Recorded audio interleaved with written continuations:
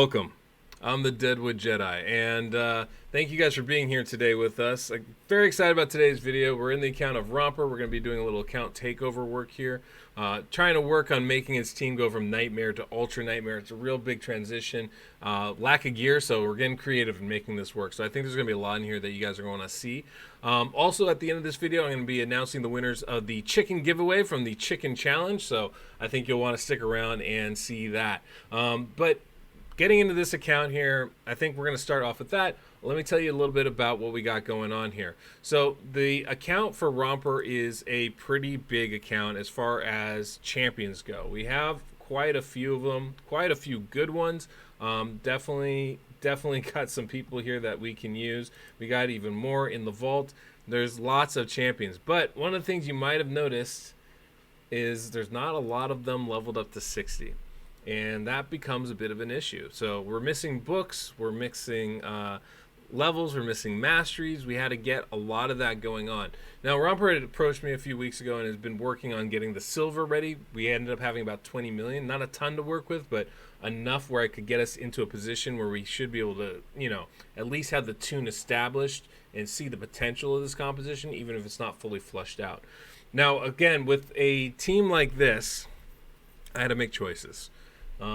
There undoubtedly someone's going to say, hey, you should have brought in so-and-so and we would have done more damage. And you know what? You might be right. I'm not going to say this is the perfect tune, but a lot of what speed tuning comes down to is making those choices, trying to find the best thing that works for you. And for you guys, one of the fun parts about this, one of the things I enjoy is trying new things and trying to make different compositions work. Synergies are important, and sometimes maybe an unsynergized team can actually do more damage. But for the purposes of these videos, for kind of showing you guys some of the things you can do, I really want to try and show you, some unique ways you can go about doing this stuff. So there are definitely some people I could have brought in, maybe would have given us a better result. I don't know, but you also never know until you really try it. And with the lack of silver, I couldn't really try a whole bunch of different kind of builds. So one of the things that we did is I brought in, there's basically three unique champions that are going to make this one work. The first two are the ones that you guys are going to be most interested in because you don't see them out very often. One of them is Minaya. Now, Minaya is not somebody that you typically bring into a clan boss team.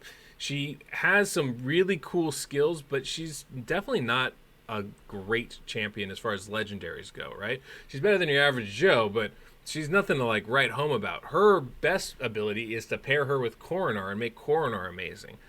But Minaya does bring some really cool things to the kit. She has a lot of healing in her kit, a lot of it. She's got this block debuff ability and an ally heal for 40% of their max HP. The block debuff ability, though, requires you to have increased defense already on your champion, so that can be a bit of a limitation. But if you can make that work, that's really powerful. That heal is huge. Mending Ways is another single target heal, which is really strong, and it heals herself as well. You also have continuous heal buff that's just on her A1, so those are going continuously as well. And maybe the most important thing about her kit, the reason why I brought her in, is she has an increased speed battle in all battles for 19%. That's going to really help us out because we have a severe lack of gear on this team. And you can see not everything's rolled up. It's not even close. I ran out of silver. Can't really do much without the silver. And without the gear, you can't really do a whole lot either. And the thing that we were lacking is speed. Speed in the substats, speeds and substats for the gear. So you're trying to get champions to say 240 speed. It's very difficult if you don't have the speed in the gear to do that. So this enabled us to have everybody right around 205 in speed, 203, 204, 205, 206, 207 in that kind of range, and still keep the composition working. It also allows us to make other champions go considerably slower, and so lowers the speed requirements on them as well, so we can build them up a little better. That's the advantage of having a speed lead on your team. And so for Minaya, I think this is going to work out really well. Now, because she does so much healing, and because of the next champion we're going to bring in, it's very, very possible that we could have gone ahead and we could have done a stalwart build for all these champions, and that would have been just fine, I think. If we had done that, it would have worked really well. we would be fine. And I think a lot of these champions might even survive a little bit longer because we have so much active and passive healing going on in the kit. However, we're not booked. We're not booked. We're not booked. And because we're not booked, we can't time these skills as well as I would like to. And because of that, it makes it a lot harder to actually build them out. So, the other champion that we are going to bring in, though, is Jareg. Now, Jareg's phenomenal. I love this guy. I think he's great. It's a really good, one of the best attack down champions in the game. And this is, I think, Hell Hades' favorite champion in this game, the way he used to talk about him anyway. He's outclassed by like Sepulchre Sentinel, Tayrell, Alton, but he brings a lot of really cool stuff to his kit. Primarily, he has the attack down on his A1, and then on the A2, he's ally protection and increased defense. And that is a huge ability. As you know, I'm a big fan of ally protection, especially double ally protection. It helps your team last so much longer. And then the very last thing he brings is this continuous heal buff that you can place on that goes on an ally anytime they lose 20% of their HP. That means everybody can get that. It's really, really strong as far as giving you a little bit extra sustain. Now, the hard part is he's an attack-based champion, so his damage dealing is nothing, and it's not worth building up. He doesn't have a high base defense either, so it's hard to build his defense up. He's a huge base HP, which is great, but when it comes to clan boss, defense is really the name of the game. So he is a little bit harder to kit out. However, you can see the stats here. We did get him up to 208 speed. He's the fastest in our team. We got his defense okay, and his HP is pretty good. Sorry, that's not what I want to show. Masteries here, you can see those as well. So he's good, not great, but he's good, and I'm very happy we had him. He was already booked, so I went ahead and used him. I was going to use Sepulchre Sentinel because she's amazing, but we didn't have books for her abilities. So without the books in here, Sepulchre Sentinel is not really viable. She needs the books in the A1 to land that attack down, and she needs the book in the A2 to lower her cooldown. Without those, she's really not usable. So we really needed that to be, because her percentage chance to land the debuff is not super high, much like Jareg. They both need books. Jareg doesn't need a lot, though, so that's the good part on him. The other champion that's really key is going to be Sandle Survivor. Now, there's an interesting thing about Sandle Survivor and her kit. She has, I mean, her A1 is basically just an attack, right? Outside of clan boss, it does a provoke ability, but all we're caring about is that just does some damage. It does good damage too. Getting crit rate and damage on her is very helpful. Her A2 is the one that extends the duration of all enemy, or decreases the duration of enemy buffs, but will extend the duration of ally buffs. So it's really good for us because it will extend the duration of all the buffs that we have on our team. It'll allow double ally protection to happen. It'll allow us to keep increased defense on for longer. It's just a very good ability. And all that passive healing that we're getting from Minaya and from Jareg, that's going to be extended an extra turn as well, which is going to help. But this book's down to a 3-turn cooldown. And the passive ability is this ally protection buff. When somebody drops below 50% health, Sandle Survivor puts an ally protection on everybody and a block damage buff on herself. Also really powerful. It also synergizes extremely well with Skull Crusher, because Skull Crusher puts up the counterattack, puts up ally protection, puts block or unkillable on himself, and he almost always falls down to close to 0, while the rest of the team gets hurt. Well, that usually procs Sandle Survivor's passive ability. And so that adds another level of ally protection. And then when Sandle extends all those ally protections another turn, it gives us double ally protection. Makes her very strong. The hard part is this is a 4-turn cooldown. Her A2 is a 3-turn cooldown when booked. So in this build, we're doing something really interesting. We're not booking Sepulchre, or we're not booking Sandle Survivor. We're letting her stay unbooked on that A2, so it is also a 4-turn cooldown. So I have her on a 4-3 ratio, and that's going to allow her to move and use that ability in time with her extended debuff. So every single turn at the same time, that ally protection passive should proc. That can be really, really useful for us. Now you can see, you might have seen those stats. HP is way too low. Defense is way too low. There's a lot of room to improve this champion. Don't get me wrong. But this is just where we're at right now. Let's see if I can't get out of the way here. You can see the defensive masteries that we're choosing on her. Pretty traditional. Pretty traditional. We're also going to bring in Skull Crusher. Same masteries as Sandlash. You can see we've got him pretty kitted out. HP and defense are in good shape. They could definitely be higher, but they're in good shape for now. We got him all the way down to 140 speed. That's going to be key to making him work. That's a great part of Minaya. We have him going so slow, but he is still going to be on a 1-1 ratio in perfect time with everything. You can see there is still stuff to roll up on him as well to make him a little bit beefier.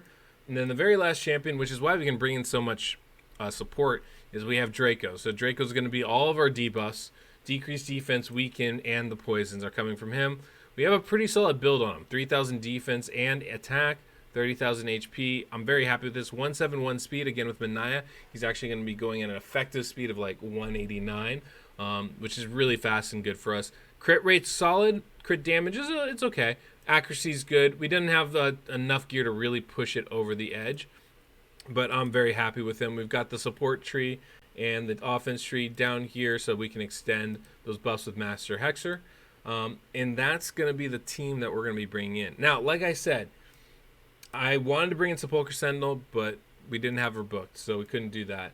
I thought about bringing in Rosin just for raw damage. Would have been a great addition to this team. But again, I figured sustain was going to be the most important thing for this group because we didn't have the gear. We were going to be fairly squishy. I wanted to make sure that we could last long enough for the debuffs of Draco to go. Now, we very well could have been much more successful bringing in Rosin. And that's something to potentially in the future that could happen. But I think with this group, I'm going to be very happy with this. If the speeds get high enough, and we get enough gear where we can pull Minaya out, Rosin would be a great substitution. Another great substitution would be Whirlum. It's another great champion to bring in. We all know how effective he is with his strengthened buff and his increased defense buff. Those could be really, really good. And if we were able to bring in Sepulchre Sentinel to block the debuffs, we don't need Minaya for that, then Whirlum would be a great addition as well. There are tons and tons of options, guys. This game is not limited to just one choice. Kreela Witch Arm is actually fantastic in Clan Boss. Another excellent choice to bring in. That could have been a great option. We could have put some books and masteried up Rhodos. That would have been another really great option to do. So there are a lot of ways we can go about this, but I'm pretty happy with the one we did. And considering we started at 3 key Nightmare, and now we are competing in Ultra Nightmare, I'm pretty happy with it. Now, I built this team. I finally mastered Minaya. Haven't done a run since. We were kind of sitting right around 4 to 5 keys on Ultra Nightmare. I'm really curious if we can get to that 3 key range, or at least that 4 key range is really what I'm looking for. If we can get to 17.5 or 18 million damage, that's a 4 key range right there. That's what we're looking for. That would be optimal. That's what we kind of wanted to aim for. And then as we continue to improve the gear, we'll obviously do better. If we can get up into the, 23, 24 range, that's 3 key. I don't think we're going to be there, and that's okay. Now, this clan is clearly not hitting this level, and looks like even with some of the damage, we might be not quite there. Definitely not quite there. So let's see what we can do as I make this run, and we'll see what we can. We'll see how much we do. We'll see what kind of damage we get off. Okay, guys. As we set in, it's a pretty simple run to set up. Really, we're just trying to time out Draco and Skull Crusher to optimize their damage, and we're kind of trying to set up Minaya to optimize her abilities, but she is not booked, which means her skills are going to be kind of all over the place. She's also going to be taking the stun half the time, which means her skills are going to be all over the place. So we have to kind of bear that part in mind, and there might be a little finagling just getting us set up and in the beginning of this. But with Minaya, we're going to start with that A1, A2. Now, if we were, I should say, Jareg and Sandle Survivor, they're both going to use their abilities right from the get-go. We do need to wait for after the stun for Draco to do decreased defense and weaken so we can maximize the counterattack damage. Same thing with Skull Crusher so that we can get the counterattack going on at the right time. So getting into it is definitely 1 cycle's worth. Now, if we had Minaya booked and her skills were on that 4-turn cooldown, I would be using the block debuff ability right now. But because we don't, I'm going to try and get this heal to happen at a specific time so that Skull Crusher is less susceptible to dying. So that's why I'm going A1, A2, A3 with her. Now, again, her skills are going to kind of be all over the map, and that's going to be a huge part of the RNG with this composition because of that. So we can't really predict one thing or the other, but we do get the block debuff right off the bat, which is good, because Sandlash is going to take that stun right there because everything else fell off. So that's actually really helpful. We get the decreased defense and weaken up. Jareg's going to continue to do his work. There goes Minaya. Sandlash hits. Now, we're going to get the counterattack, and ally protection is going to be up on everybody right here. Okay? That's fine. Skull Crusher can take that, no worries. This next time, I'm not sure if it's going to happen right now, but I think so. So Jareg's going to take a double turn. We're going to use the increased defense and ally protection on the beginning of that turn, right there. Everybody else is going to do their damage. Minaya, if we had it timed out, if her skills were on cooldown, we would use this block debuff ability right now. That would keep us affinity friendly and block the stuns. Unfortunately, that's not the case, so we're not going to be able to do that. And then Sandle Survivor is going to come in right now and extend all those buffs. So we have double ally protection. Everybody has counterattack on them all the way through here. It will fall off of Jareg, the counterattack. It's going to fall off Minaya, the counterattack, and that's going to allow Minaya to actually take the stun. Because this next turn, Minaya is going to take her double turn. So right here, we're going to get the increased heal right before that stun would happen. So if anybody happens to be really low and doesn't heal up, they'll be covered. And there we go. Everybody takes their turn. And here goes Minaya. Everything's going to fall off her. Everybody else has increased defense. And so Minaya takes the stun. And that's basically how this works, guys. So I'm going to just go ahead and click auto. I'm going to get myself off the screen here. And yeah, that's pretty much the gist of how this works. It's a pretty fun composition. I think it's going to work pretty well for us. Is it the best composition? No, I've definitely made better. But considering the champions we had, the gear that we had, and books and masteries and all that, I think this is actually good. The other great thing about this is it really lends itself to substitution. Because we have 3 champions on a 4-turn cooldown, we can substitute any other 4-turn cooldown champions in for them. So we can just put Sepulchre Sentinel in for Jareg at the same speeds and allow Sandle Survivor to be the double ally protection champion. We could bring in, say, a Steel Skull for Minaya or a Whirlim for Minaya if we wanted to. We might have to adjust some things to make sure that we are in good stead and everything's lined up correctly. Maybe we put the Sepulchre Sentinel as lead in that case. But those options are available for us, and it's a pretty easy plug and play kind of system with that. So that's the great part about this. If we go with a 3-turn cooldown champion, then we'd have to redo the composition. But yeah, I think this is pretty good. Let's go ahead and watch the rest of this run. I'll catch you at the end.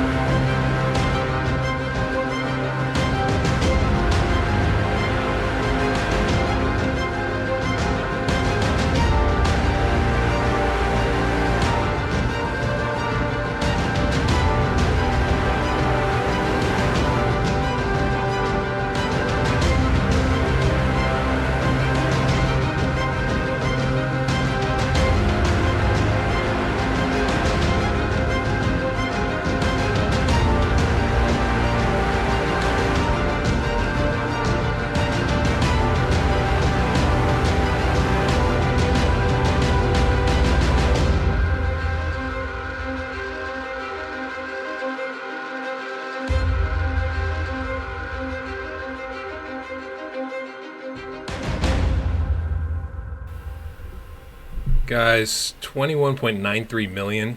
That's almost 22 million damage right there. What's a 3 key? 23.5 million or so? Yeah, we're pretty close to that. I don't know about you guys, but I feel pretty good about this. I think this is a stellar result. Way better than I was expecting, to be honest with you. I was nervous this was only going to be a 5 key team, that we'd be doing about 15 million damage. I did not expect us to have almost 22 million damage.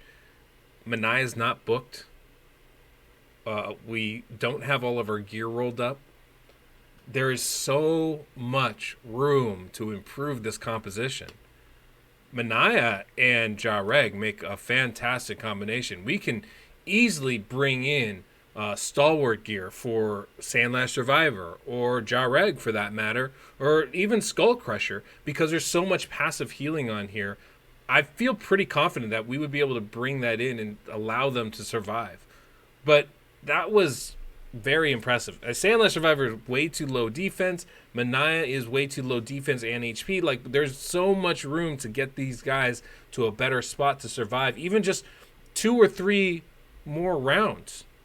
2 or 3 more turns, and we probably would have broken that 3 key barrier, which is pretty impressive, I think. So, yeah, I'm happy with this one. I don't know about you guys, but I think this is a big success.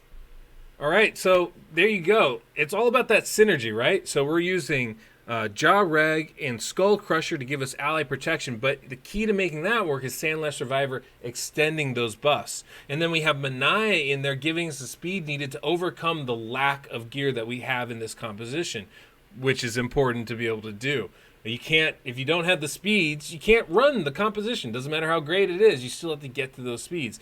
Mania coming in with that all battles speed aura is huge, and I think you guys saw we were able to block a lot of the debuffs, not all the time, but probably about half, maybe a third of the time, 40%. We were able to block those debuffs, and that had a big effect on us as well. Plus, those skills provide massive healing for our team. If we have those more consistently, that's a really big boon as well. So there's a lot of stuff that goes into this kit that I think is quite powerful if we can organize it right and make it work for us. But that's kind of the key, right? You got to make your skills work for you. Now, the linchpin, of course, is having a Draco or a Venus, someone that can do so many things in one champion. But when you have those champions, you are able to do stuff like this. And even if you don't have one of those, this kind of composition is still very much attainable for you. You don't need Mania. Mania is there for the speed buff, but if you can get the gear, then you can bring in a second Poisoner or a debuffer. You can use a Rosin with a Frozen Banshee instead of Draco and Mania, and it should still work. So there's lots of options as far as making this type of composition work for you. And now, remember, Mania has a speed aura. It's not like we're getting anything else in our kit. So you could put Rosin as your lead, let him take the stun, and not even worry about it. There's lots of ways to go about this. That's my point, guys. Lots of ways to go about this. But Sandle Survivor extending those buffs, Jareg using the ally protection to increase defense, very effective as that kind of a champion for you. So if you have a Jareg, pull him out of your vault. You have a Mania, you might want to think about using her for clan boss. Maybe a little tricky to get her to work perfectly for you, but if you can, I think you saw it can be pretty effective. So yeah, that's the build. That's what we went with today. I hope you guys enjoyed that. Let's go ahead and do some chicken raffle time. Should be fun. Okay, everybody, thank you guys so much for watching the chicken challenge. It was super fun. I know we just finished round 2, so I'm sure you guys are checking that out as well.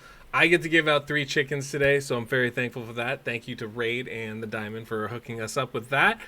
So 3 of you lucky winners are going to win 1 5-star chicken. We're going to do the polls for that right now. I'm very excited about it. I had so many people comment down below. I was not expecting that. You can see all the little pie divisions on there. That took a little bit of time to write in, but I'm very excited about this. So here, let me go and spin the wheel. We're going to do this 3 times, 3 winners. Here we go. First one coming up. James Sealanak. Congratulations, you won a chicken. And number 2. Delgar42. Congratulations, you won a chicken. And number 3.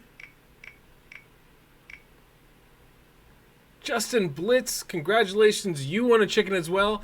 Thank you guys for commenting down below. I will be sending those out to you. You'll probably get them Monday or Tuesday when the diamond comes back from the weekend. But yes, congratulations. Thank you guys for coming out. Thank you guys for supporting. As always, if you enjoyed this video, hit the like button, subscribe, hit the notification bell so you know when my next video comes out. I do have that Patreon up, so if you guys are looking for account takeovers or coaching, go ahead and sign up through that, and I will get back to you ASAP. Always, it is a pleasure, guys, talking to you. So, till next we meet, I'm the Deadwood Jedi.